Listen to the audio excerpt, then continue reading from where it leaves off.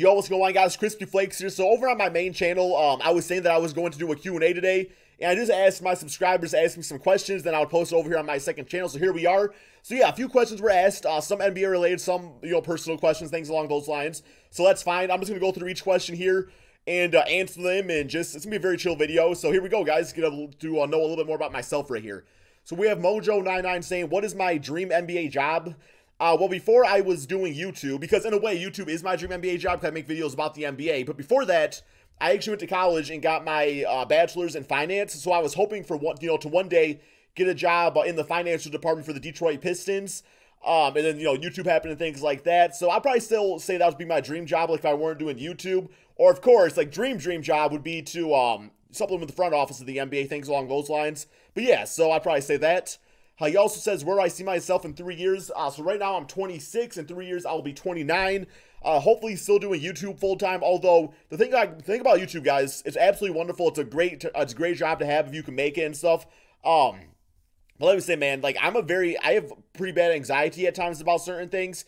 And I will say YouTube does not help at all because it's one of the most unpredictable and uncomforting jobs you can have out there because you really don't know where it's going to go. It's like one day you can wake up and your channel just is dead or people aren't watching no more or something happens in the algorithm that, just destroys your channel and then it's just like, okay, now what? So I am happy I do have my degree. That does help a bit. But in 3 years, I would like to still be doing YouTube full time. I'll be 29. So, my girlfriend and I, who knows, maybe we'll have a child or something like that. That'd be great. I can't wait to be a father one day. So just things like that, guys. I hope to be successful and the best person I can be in 3 years.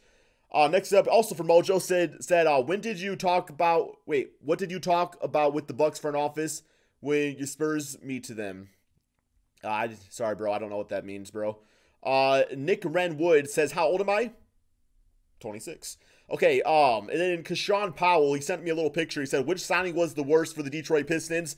Signing Josh Smith, signing Ben Gordon, or signing Charlie Villanueva? If I remember correctly, I think Josh Smith was part of a trade. I could totally be wrong about that. But I thought he was traded at, like, the trade deadline to the Pistons or something like that. I will say, I'll probably say Ben Gordon because Charlie Villanueva, it's like, he had a few decent seasons on the Detroit Pistons. But Ben Gordon, it's like he was really good on the Chicago Bulls. Then he went to the Detroit Pistons, and it just seemed like he gave up. He got his money. And I know he's had, like, some mental issues and stuff like that. So, I really hope he gets past those and everything. But I'll say probably Ben Gordon one hurt the most just because I was really expecting great things from him. So, and not to mention at that time, too, it's like that was a big-time year for free agents. And the fact that we signed Ben Gordon and Charlie Villanueva was just not all that cool. I was just like, okay, this is kind of underwhelming. Next up from Sean, we have, if you could choose what the Pistons do in the offseason, what would you do? I would find a more consistent small forward. I would probably trade for a better point guard. Not that I don't like Reggie Jackson. I just feel like there's a better option right there. I still think the Blake Griffin and Andre Drummond thing can still work. It's going to take some time. They have the entire offseason to work on chemistry. It's just for that to work, you need to have the right supporting cast around them. A guy like Stanley Johnson that cannot space the floor, he's just not a consistent offensive player, doesn't really help that much because, Blake Griffin can shoot threes, he's just not really consistent with it. So definitely put some more perimeter shooters around those guys and go for more of a leader, more of a pass-first point guard and not Reggie Jackson, who kind of likes to play like he's Russell Westbrook sometimes. Jonathan Elford says, what do you think the Bulls need to be competitive again? How many years will it take? They need to get lucky in the lottery. They need to go out and they need to get lucky in the draft in general because you can be good in the lottery, you can get a good pick, but if you don't use it correctly, then it's not going to work out for you. Thing about Chicago is that what they have going for them is a lot of players want to play there. It's just one of those free agent destinations that's like, yeah, I definitely want to play for Chicago. It's got good history and everything like that. Lord Marketing looks very nice. I do like Chris Dunn. I think Zach LaVine can be something special on a championship team. Not quite the first or second option, maybe like your third or fourth in the right situation. But I would like to see them go for a guy maybe like DeAndre Ayton would be perfect for this team. But even like a Michael Porter, Marvin Bagley, somebody like that to play alongside Lord Marketing, I think that'd be a nice fit. But I would probably say, from a rebuild standpoint, not like let's not talk about free agents. Let's just talk about developing the talent they have. How long that process usually takes? Probably about 5 years at least. Now, if they can sign some, like Kevin Durant all of a sudden wants to go to the Chicago Bulls, well, they're gonna be on the radar right away. So it depends how lucky they get in free agencies. Jacob says, what can the Celtics do to win the championship next year? Bring back their team. That's it, man. Stay healthy. And I think they could definitely win it.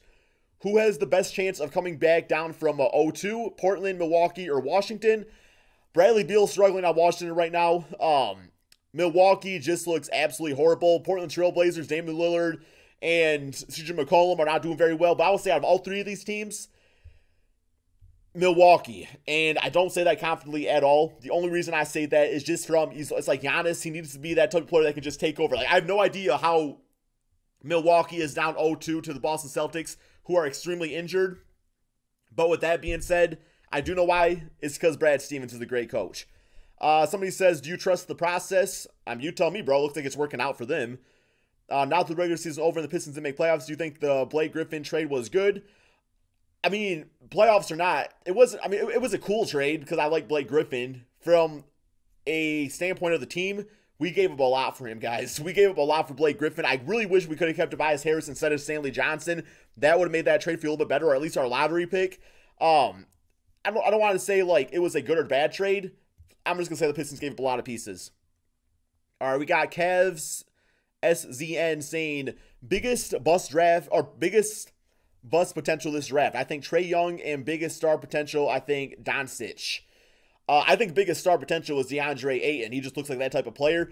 I'm going to say potential draft bust. And the only reason I say this is just because like he didn't actually get to play in college, but he might just, might be like, he might just come and beast on everybody, is Michael Porter. Just because like I think it's going to take him some time, guys. Like I don't think it's going to be a right away thing for Michael Porter. It's going to take him a few seasons. So the only reason he's going to be a bust is if he lets the mental aspect of it get to him. Trae Young, I mean, I can see why people would think that, but I don't know, man. I really don't have a good draft bust for this upcoming draft because I don't know too much about the players. Yeah, I really don't want to judge them just based on their college experience. How far will the Cavs go? We're going to see after tonight's game, right, against the Indiana Pacers. I'm going to say best case scenario, Eastern Conference. Worst case, they lose to Indiana, right? All right, who do you think the Knicks should personally draft? Look at their current roster. I like the idea of getting Trae Young just because he does have that Stephen Curry hype to him and that potential, and they passed on him once upon a time. I think they either passed on him or he was like the prick right before them. So I'm going to say Trae Young would be a nice fit for that team. All right, let me pull up my YouTube stuff over here now. We got some questions on here. Do I think PG will stay with the Thunder if they make it past the second round? I think he's going to the Lakers, guys. That's really my mindset there. Oh, by the way, that was by Jay. We got Frank Gomez saying, what do you think of Mo Wagner? He was, of course, the player that was on Michigan Wolverines, commit to the draft. I really want to see him go to the Dallas Mavericks because, like, he's from Germany. He's, like, cool with Dirk Nowitzki and stuff. And just, like, because Dirk's going to be part of that Mavericks team, I think he's going to be part of the organization. So if he, like, pulled Mo Wagner under his wing, that'd be awesome to watch.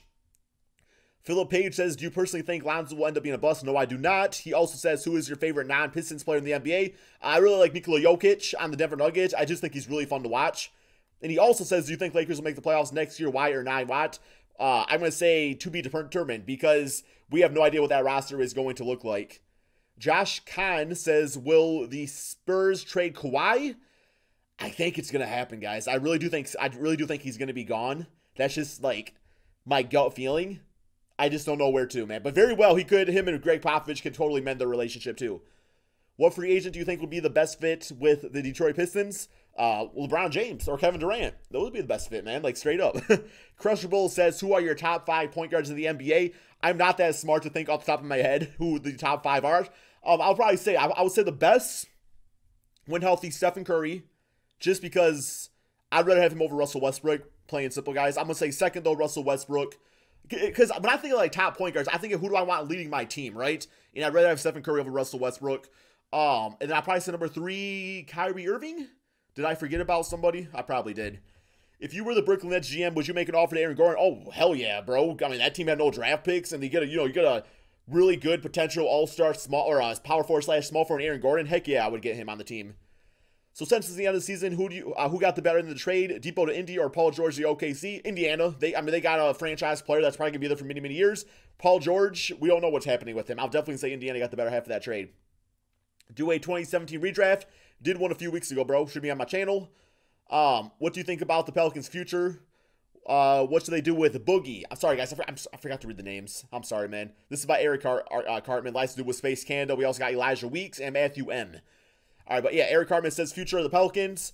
I really hope they keep DeMarcus Cousins because I want to see that team healthy for a full season together, and I hope they can put some more players around Anthony Davis. And honestly, like, all things considered, best case scenario, I mean, damn, you got the best center, best power forward. You can be a championship contending team.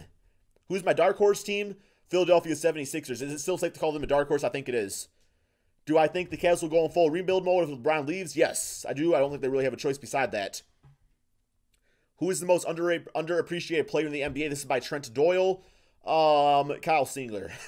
I don't know, bro. Because if I say somebody's underappreciated, that means that I do appreciate them. So, I don't know. It's kind of like hard to answer. Aiden says, who's more valuable to their team? KD, Klay Thompson, or Embiid? Probably, I don't know. I'm going to say Joel Embiid, because if you take KD or Klay off the Golden State Warriors, they're still pretty damn good. Philadelphia without Embiid, it's like, yeah, they're so good because of Ben Simmons, but they're really good with Joel Embiid. Who's your early predictions for next year's MVP? Is it Anthony Davis? Is it by Jamando? I think Stephen Curry's going to have a really good season, guys. And a lot of people are going to say, like, oh, you're just a Stephen Curry lover. I mean, I do respect him for everything what he does on the court, but I don't know, man. I think that's who it's going to be. How do I feel about Brandon Ingram's improvement this season? How do you think his potential is looking? I mean, he went from what, like 8 points a game to 16 points a game, something like that this season. His potential is looking good. I definitely think he could be a borderline all-star player. I think he could be a third option on a championship team. Not quite that first or second, at least not yet. Maybe in the future, but he looks really good. I think he still needs to continue adding to his frame. Who's Rookie of the Year next season? DeAndre Ayton. That was by Jay Clee. Jay Clee also says, what year will the Cavs win the championship and who would be the MVP? Well, if LeBron leaves, I have no idea. If LeBron stays, I mean, it could happen in a year, right? And then we got Bradley Bondro says, can Golden State beat New Orleans or Portland without Curry? Hell yeah. Alexandro Escobar says, is PG saying OKC? I already said that. I think he's going to the Lakers. Guys, that is all the questions here. So I do hope you enjoyed this video. I'll definitely do some more of these. So if you guys have some questions you want me to answer in the comment section below, be sure to drop them there. And thank you all so much for watching. Peace out, my friends.